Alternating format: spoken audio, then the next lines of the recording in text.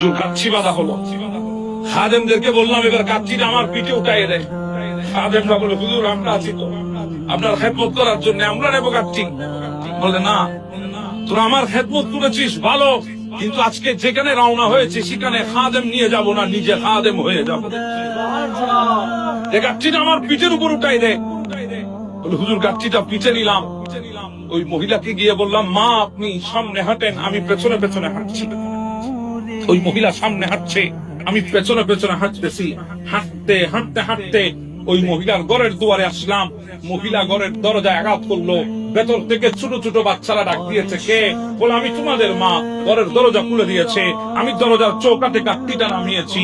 ওই ছোট্ট ছোট্ট ছেলেরা এক একটা কাঠটি তুলে, একটার মধ্যে খাবার, একটার মধ্যে কাপড়, একটার মধ্যে বিভিন্ন সরঞ্জাম, এগুলা দেখার পর ডাক দে, বেহরাম এগুলো আমাদের জন্য তুমি এনেছো? বলে হ্যাঁ আমি এনেছি। কি হিসাবে? বলে হাদিয়া হিসাবে। ওই সন্তানরা ডাকতে, মা এগুলার দিকে পরে হাত বাড়াবো, আগে বেহরামের জন্য আল্লাহর দরবারে হাত তুলবো। ওই ছোট ছোট আলে রাসূলের মাসুম বাচ্চারা হাত তুলে দিয়েছে, আল্লাহ বেহরাম তোমার নবীর আওরাতকে মোহাব্বত দেখিয়েছে, আল্লাহ তুমি বেহরামকে তোমার নবীর সাথে জান্নাতের সঙ্গী বানিয়ে দাও। ও আব্দুল্লাহ বিন মুবারক, আমার নবী তো ওই মদিনায় তৈবার মধ্যে আছে, আর ইরাকের জমিনে নবীর আওলাদ দোয়া করেছে। হ্যাঁ আল্লাহর পেয়ারা মাহবুব নবী হক, ইসলাম হক, এই জন্য আলে রাসূল দোয়া করেছে। মদিনায় নবী শুনে গেছে। আমি কলমা পড়ি নাই, এখন কলমা পড়ে দিচ্ছি।